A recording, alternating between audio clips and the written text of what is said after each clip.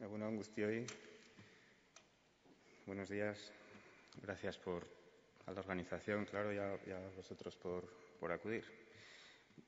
Yo voy a presentar un tema que tampoco es muy frecuente en estudios de variabilidad, que entra de pleno en el contenido de las consultas, que es la variabilidad en cómo cumplimos las prácticas preventivas, las que tienen justificación, las que están basadas en las que tienen evidencia que las justifican. Voy a presentar unos trabajos que venimos haciendo de los últimos aproximadamente 5 años, que es sobre todo gracias a que se desplegó la historia clínica electrónica, que es la herramienta que nos ha facilitado poder hacer estas cosas. Antes era dificilísimo hacer esto, y mucho menos a nivel general.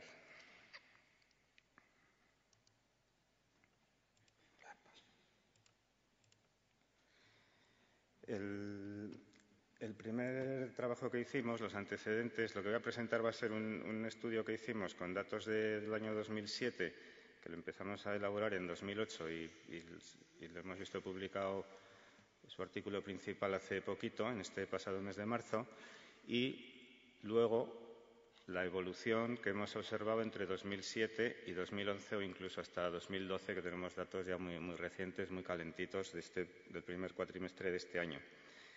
En este primer estudio, en 2007, recordad, ya estaba la historia clínica electrónica estaba implantada, pero todavía no tenía un uso tan universal como el que tiene ahora. Todavía estábamos aprendiendo, empezando, había quien la usaba al 100%, pero bueno, había quien la usaba menos.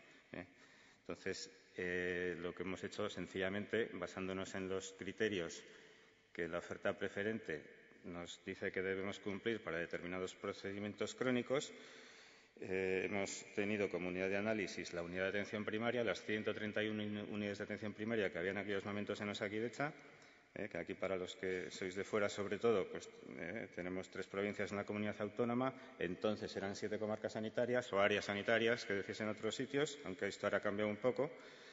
Las 131 unidades de atención primaria, y en teoría estudiábamos la información que se ha obtenido de todos los afiliados a nuestros centros de salud, que son los 2,5 millones de TISES que tenemos, ¿no?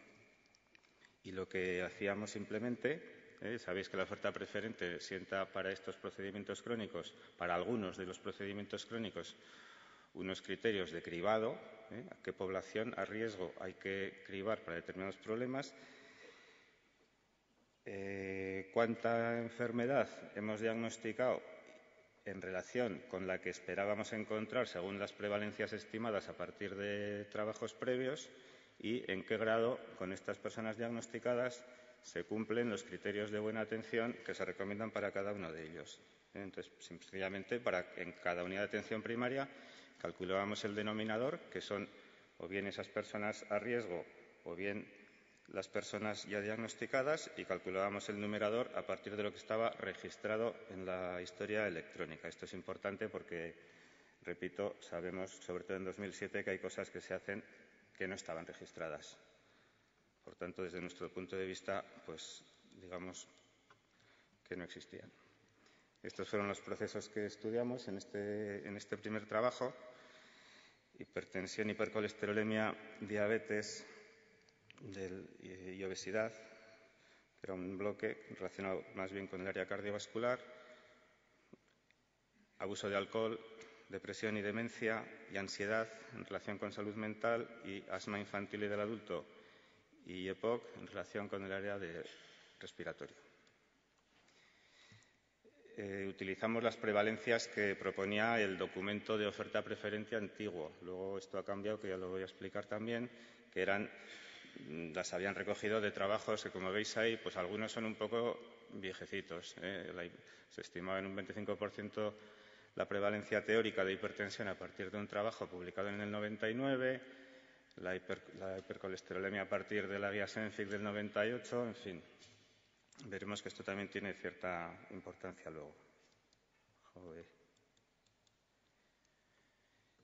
Algunos de los principales resultados del estudio están en esta en esta tabla, ¿no?, que es una tabla directamente recogida del artículo que publicamos este año. Fijaros que entre todas las personas que están a riesgo para hipertensión estaba registrado el cribaje de una tercera parte, poco más de colesterol y poco más de diabetes, y aproximadamente lo mismo para uso de alcohol. Solo un 14% de las personas a riesgo de EPOC se les había cribado específicamente para ver si tenían la enfermedad.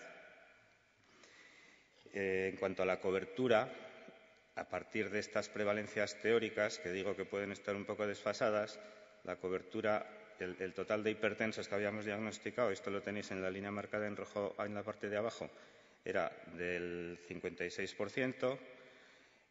Habíamos detectado un 77% de las personas con hipercolesterolemia esperables, según la prevalencia teórica, un 40% de obesos, prácticamente el 100% de diabéticos. Pero claro, aquí es importante señalar este asunto de las prevalencias que utilizaba la oferta preferente. La prevalencia que se estimaba aquí, veis un poquito más arriba en la misma columna, es del 6,4%, cuando tenemos estudios recientes, en concreto uno que ha publicado muy recientemente el año pasado la Sociedad Española de Endocrinología, que se estima, y que ahora se está ampliando en el País Vasco precisamente ese estudio, se estima en que es un 12 o un 13% la prevalencia de diabetes. Por tanto, es normal que la cobertura que esté registrada sea relativamente mayor. La segunda parte que nos interesaba mucho, la que quizá más nos interesaba en este estudio, era qué adherencia teníamos los médicos de atención primaria a los criterios de buena atención recomendados en esta oferta preferente, que repito, son todos criterios de buena atención que si están ahí es porque tienen evidencia suficiente, tienen trabajos previos que los justifican, que dicen que eso es mejor para los pacientes hacerlo que no hacerlo. Entonces observamos, en verde tenéis todos los criterios de buena atención de los 4 procesos del área cardiovascular que habíamos estudiado. Y nos encontramos con que la mediana de cumplimiento de todos ellos es de un 42%. Hablo del área cardiovascular, que parece que hubo un momento que parecía que la atención primaria se había inventado nada más que para abordar los problemas cardiovasculares. Nos hemos pasado no sé cuántos años haciendo protocolos, guías de práctica clínica para hipertensión, para colesterol. Bueno, sobre todo los que lleváis muchos años en esto, pues lo sabéis perfectamente. Bueno, pues a pesar de todo, el registro de cómo se hace esto, de cómo se cumplimentan estos criterios de buena atención, pues no da muy buenas noticias, es un 42% solo. Obviamente, si nos vamos a temas menos tradicionalmente abordados en atención primaria, como salud mental y como enfermedades respiratorias, que han estado ahí en un limbo de si le corresponde más al especialista, y luego todas las regularizaciones se van directamente a urgencias y los atienden en el hospital, etcétera, pues ahí el cumplimiento de estos criterios es aún mucho menor. En los de salud mental de un 27% y en respiratorio de un 20%.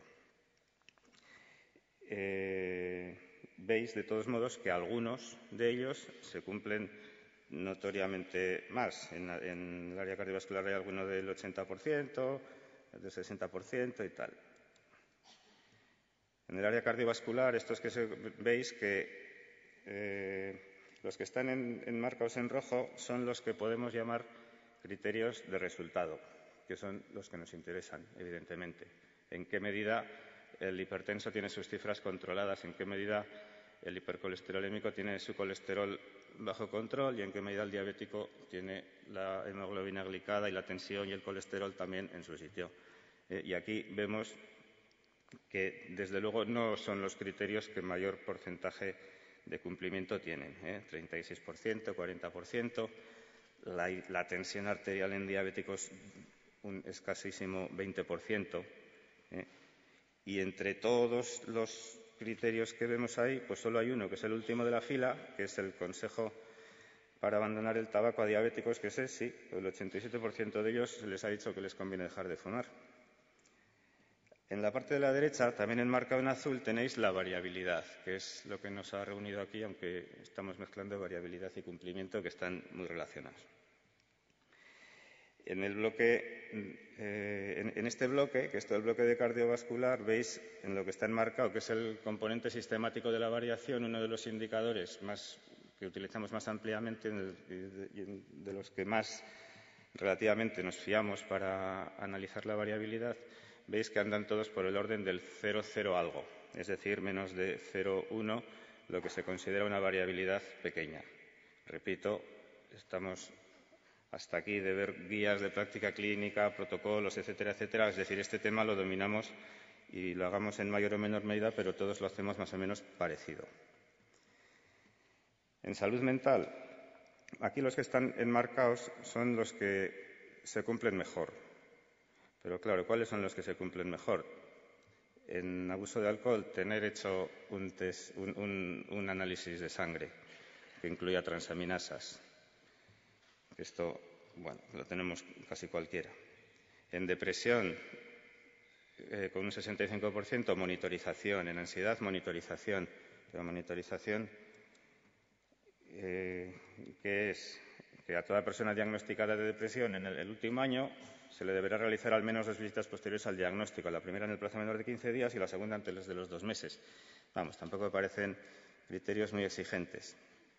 Y en respiratorio, en el que es donde ya he dicho que menos se cumplen estos criterios, el único que supera el 50% es nuevamente el consejo de dejar de fumar a los enfermos de EPOC, que está registrado en un 54%.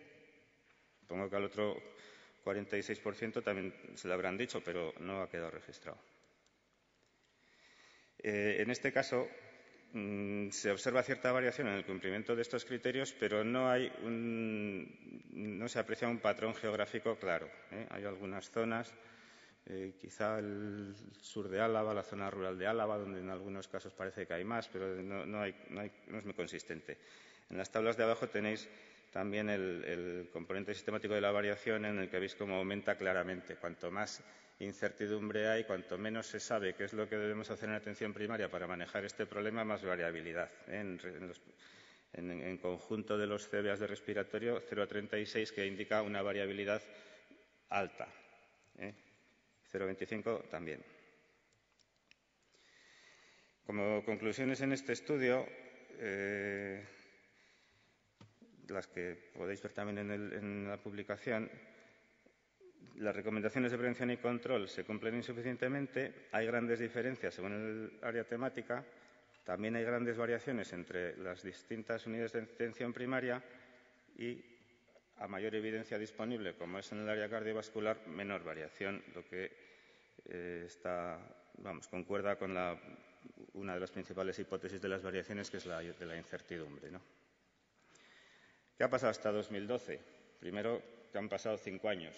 El tiempo corre o vuela en algunos casos. Entonces, en estos 5 años han pasado muchas cosas en relación con este tema. En primer lugar, se han generalizado, y es lo que más nos interesaba comprobar ahora a lo largo de estos años, después de estos años, se han generalizado estas alarmas que tenéis continuamente en las pantallas del ordenador, desde luego en los que trabajáis en Osakidetza, y que creo que en general en casi todas las comunidades autónomas se han desplegado programas de este tipo. Estas notas que advierten, oye, que este paciente que es diabético y hace mucho que no le has hecho o nunca le has hecho un fondo de ojo, por ejemplo, como a esta persona de aquí que hace 858 días que se lo debían haber hecho.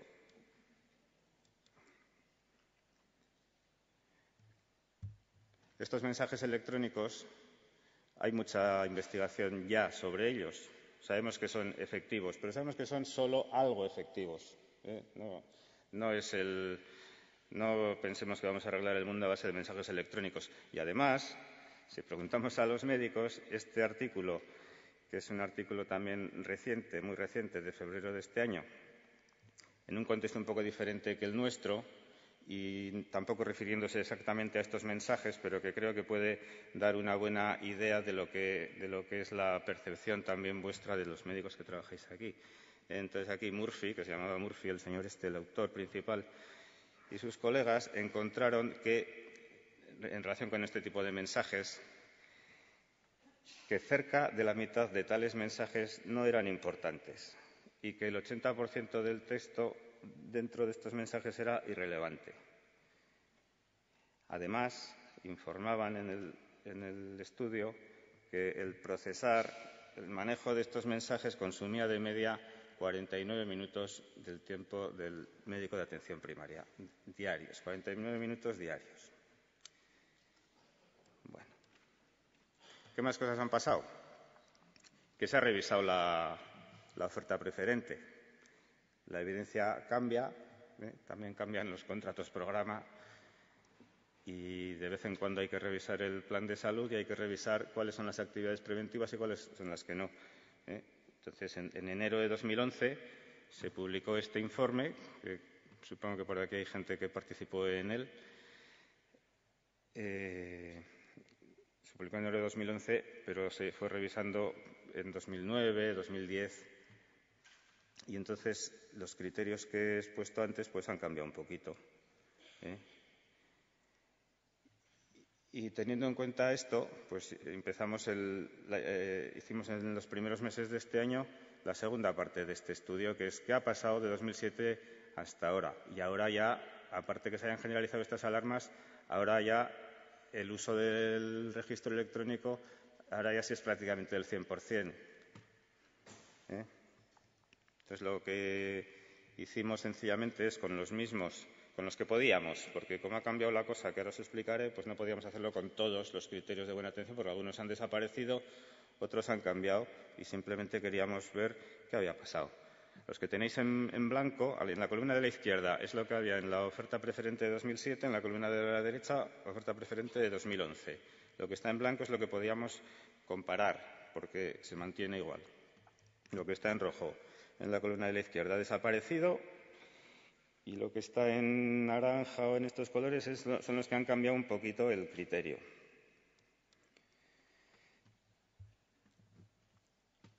Hipertensión. Ahora ya nos limitamos prácticamente a hipertensión, diabetes, que son en los que más coincidían estos criterios.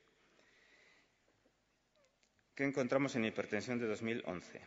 Ahora encontramos que consta el cribaje del 42,5% de las personas susceptibles, de las personas a riesgo. Y se diagnostica a 130.000 personas como hipertensos. De los hipertensos diagnosticados, el 37% tienen sus cifras de tensión bien controladas, menos de 140/90. El componente sistemático de la variación, tal como era en 2007, para estos casos es muy pequeñito. No son para echar cohetes los porcentajes, ni el de cumplimiento del cribado, ni el de cumplimiento del criterio de buena atención, pero todo el mundo lo hace muy parecido. En diabetes, algo muy similar. El cribado se cumple ahora más, 60% de las personas vulnerables, pero el control no pasa de un 30% en el caso de la tensión arterial o de un 36% en el caso de la glicada. La variabilidad muy baja. Asma y EPOC. El porcentaje de cumplimiento del criterio de buena atención principal, que es si el diagnóstico se ha hecho con espirometría y si hay control espirométrico, como por la mitad, un poco menos, y la variabilidad ha mejorado respecto de 2007. Esto lo vemos aquí, la comparación la vemos mejor en estos gráficos. Vemos que tanto en hipertensión como en diabetes el porcentaje a quien se criba ha aumentado considerablemente, pero no ha aumentado tanto el porcentaje de los que tienen el criterio de buena atención de resultado, que es el que nos interesa, repito, el que más nos interesa, no ha aumentado en una proporción similar, sobre todo en el caso de la hipertensión. En el caso de la diabetes, ojo, porque han cambiado los criterios. Antes el criterio para la hipertensión bien controlada eran 130-80, ahora es 140-80. Es decir, es normal que haya un aumento porque ahora es más fácil cumplir el criterio. Lo contrario pasa con la glicada, que antes era 7,5, ahora es 7, por tanto es un criterio más restrictivo. La mayor parte de los criterios de buena atención que tenemos son de proceso, pero entonces, ¿qué relación hay entre hacer bien el proceso se relaciona con estar mejor? En el caso de la diabetes, aquí tenéis siempre, en el eje horizontal, tenéis el porcentaje de gente bien controlada dentro de los diabéticos y en el eje vertical tenéis los distintos criterios de proceso. Es decir, según el cuadro que tenéis arriba a la izquierda, hacerse en las UAPs que más consta que se ha hecho una analítica básica de estos pacientes, hay un mayor porcentaje de gente con la glicada en su sitio, menor del 7%, claramente. Algo menos claramente respecto al control de enfermería, respecto al cuidado de los pies, también la revisión oftalmológica, es decir, todos parece que hay asociación, parece que es bueno, porque a quien se le hace, no podemos aquí hablar de asociaciones causales, pero bueno, sí que podemos hablar de que hay asociación. Donde más se hace el proceso es mejor el resultado. En hipertensión no vemos aquí patrón ninguno, excepto en el control de enfermería, curiosamente, aquí abajo a la izquierda.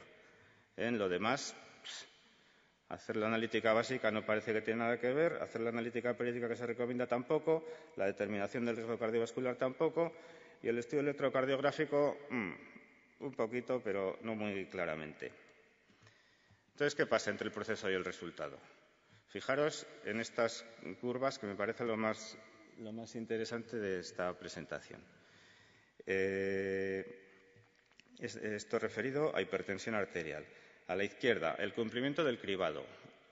En morado, el cumplimiento del cribado en 2007. En negro, el cumplimiento del cribado en el último cuatrimestre de 2011. Se ha mejorado un 21,2%, pero contra lo que podríamos haber esperado, la curva entera no se ha desplazado hacia la derecha.